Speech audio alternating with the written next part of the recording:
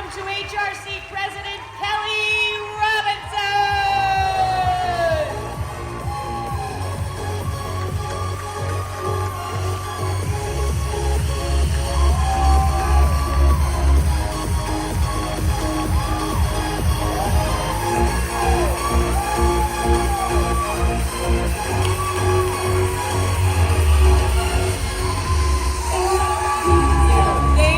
Thank you, Chicago. Oh man, thank you all so much for being here tonight. Hey, Boo. Y'all, I gotta tell you, those of you that know me know I grew up in Chicago. When you had a tough week, there's nothing like coming home. Am I right? Yes. I'm just so grateful for this space. I didn't know how much I needed it until I walked in.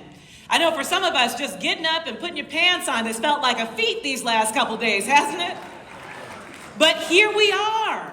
We are here, and we're going to get through this the way that we always have. We're going to get through by pulling together. Are you ready to do that, y'all? So I want to start tonight by thanking the people that made tonight happen. First, to our Board of Governors. Give it up for Julie Anderton and David Prince and Tori Mitchell and Joanne Kalaki. To our Board of Directors alumni, John Barry and Rob Newhart. And to our phenomenal dinner chairs, give it up for Joanne and Drew and Sarah Organ. Yes. Oh, my friends, it's been a week. You know, some of the toughest conversations many of us have been with our children, right? Trying to explain these election results, trying to ease their fears, trying to give them a sense of hope. But one thing that gives me solace is when I look into my child's eyes, I can say for sure and without a doubt that we did everything that we could, that we left it all on the line, y'all. So I want to say thank you to the organizers who knocked on doors, to the poll workers who stood guard over our democracy,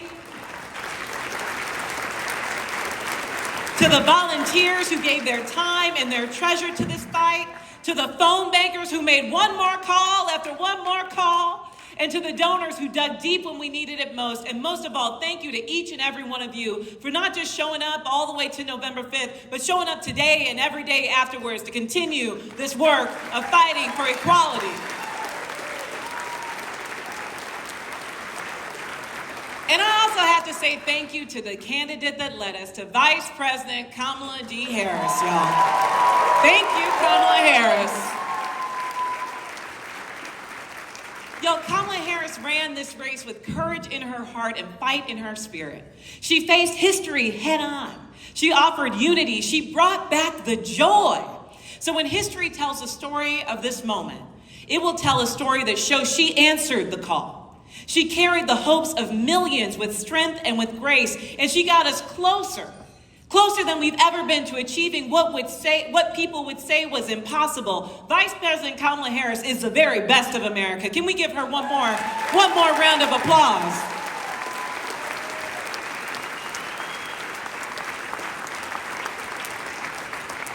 And still the election results weren't what we would have hoped for.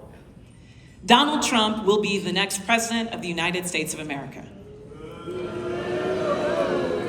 And I gotta say, y'all, I'm saying it because this is a moment where we can't be naive about the challenges that are ahead of us. We have to see clearly what we are walking into and understand that, yes, Donald Trump will be the next president of the United States. The Senate will be controlled by anti-equality extremists, and it is quite likely, too, that the House will be as well. The days, the weeks, the months, the years ahead, they are going to test us. We have to be clear about that. We know that the outcomes of this election will result in real harm to many of our communities, especially our transgender and immigrant communities. We know that Project 2025 is dangerous and puts all of us at risk. We know that the chaos of a Trump White House is on its way back. But you know what we also know? We survived Donald Trump once, and we will do it again. Yes, we will. Look, the road road to equality was always going to be a long journey, and even though today that journey feels slightly longer than it did last week, we are still on the path. And here's how I know that, because even amidst the losses, we saw historic victories. Y'all, Sarah McBride is going to be the first transgender member of the United States Congress. Julie Johnson, the first openly lesbian congresswoman from the South. Emily Randall, the first openly lesbian Latina member of the United States Congress, y'all. And let me tell you about these re-elections. Tammy Baldwin's going back to the United States Senate. Lauren Underwood is going back to the United States Congress. Precious Brady Davis won her election again. Progress is still happening, y'all. We have over 1,200 out LGBTQ plus elected officials serving across this country. Y'all, even amidst the losses, 7 states confirmed abortion access into their state constitution. 4 states protected marriage equality in their state constitution. Even amidst these losses, y'all, we have Angela Also Brooks and Lisa Blunt Rochester representing the first time 2 black women are serving at the same time in the United States Senate. So my friends, I came here to tell you we are not without hope, and we are certainly not without power. Because in this election, let's not forget that 70 million Americans, they not only voted for Kamala Harris, but they voted for a future where we all belong. 70 million Americans said yes to LGBTQ plus freedom, to equality and dignity. They said yes to our families, yes to our dreams, and that 70 million, that's not just a number. That's a revolution in the making, y'all. Somebody better clap for that.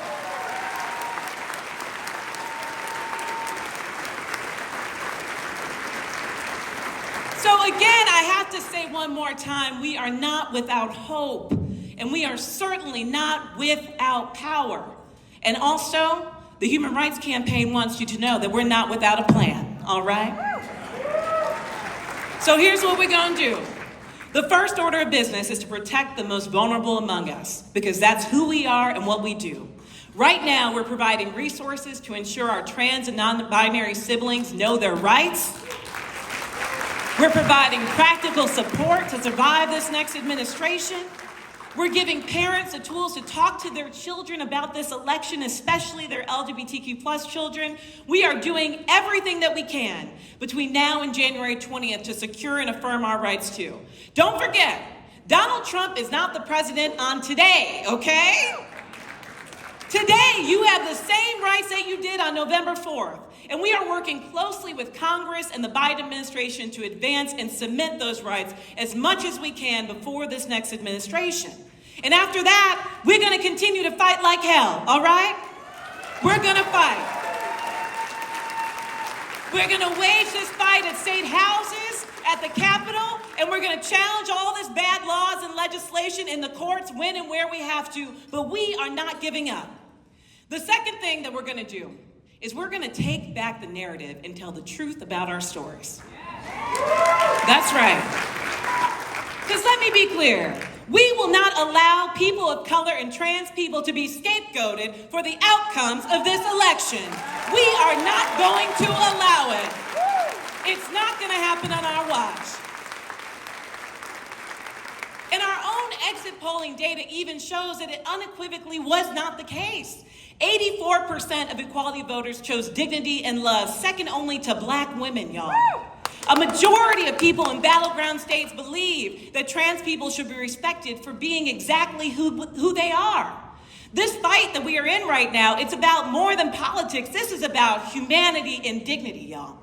It's about loving our families. It's about the fundamental truth that every person deserves to be seen, to be safe, and to be celebrated. It's about the most American of ideals, that we are all entitled to life, liberty, and the pursuit of happiness. So, from small towns to large national TV networks, we are going to tell our story. We will not let others define us, diminish us, or divide us. And we need everybody in here support. Thanksgiving's coming up. You know your family is coming over. Okay, they're coming. So now when somebody repeats something they heard Joe Rogan say, I need you to kindly and gently and clearly remind them that everyone deserves dignity and everyone deserves equality. We need you to do that.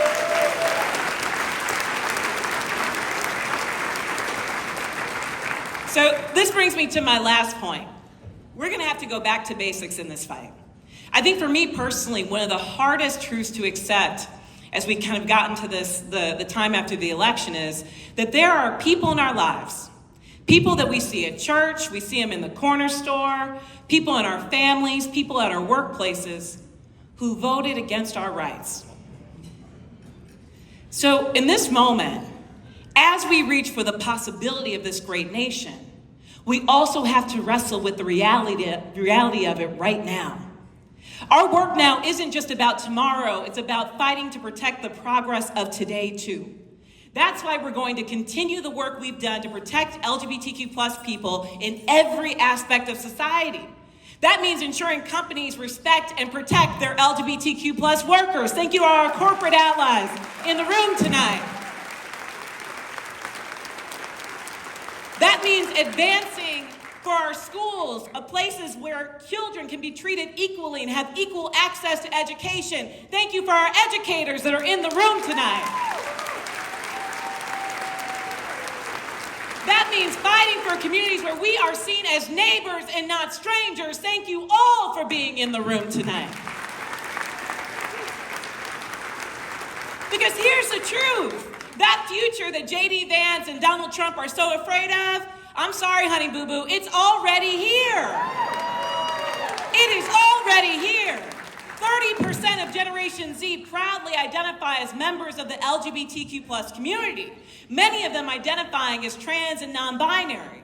More Americans than ever support marriage equality and support non-discrimination protections for our community. So right now, again, it's our job to protect the progress of today because the baby's got the progress of tomorrow in check. All right?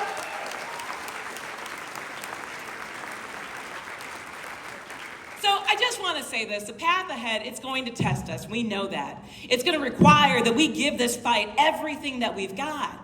But the thing I am crystal clear about, and I'm not ever willing to give up, is that this is our damn country too, and I'm not giving up this fight. This is our home. We have built this country brick by brick, and we're not giving up. My friends, lesbian, gay, bisexual, trans, and queer folks, we have always been here. Let me remind you, there would be no civil rights movement without Bayard Rustin. There would be no Stonewall without Marsha P. Johnson and Sylvia Rivera. Y'all wouldn't be listening to Fast Car if we didn't have Tracy Chapman, would we? My friends, we are a movement that fights back. That is our inheritance. And when I think to our history, we've seen dark times before and we have always prevailed. I mean, when cops were raiding our bars and our bathhouses, from the Black Hat to Stonewall, we developed secret systems to keep each other safe, and together we won. When politicians were ignoring the AIDS epidemic, we did not settle for death. We provided care for one another. We established needle exchange programs. We took on predatory insurance companies. We demanded more from government, and together we won.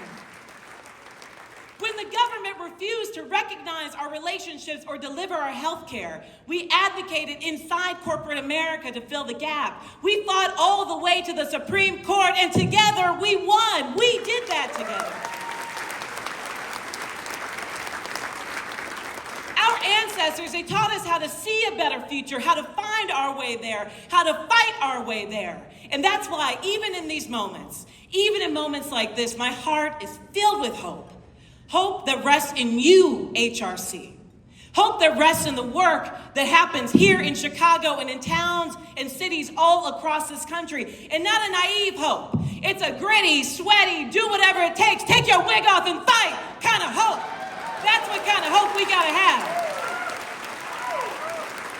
So tonight, yes, Tonight I'm asking you to remember exactly who we are. We are the descendants of pioneers and protesters. We are the children of rioters and revolutionaries, and we don't just hope for a better world. We build it brick by brick, heart by heart, and victory by victory. So yes, they may have won an election, but they will never, ever take away our dignity or our pride. Are you with me in that? They may have won an election, but they can't break a community that has turned power out of pain for generations upon generations, y'all. So, do what you gotta do. Grieve as you will tonight. Gather your tears together. But let's come back tomorrow ready to fight.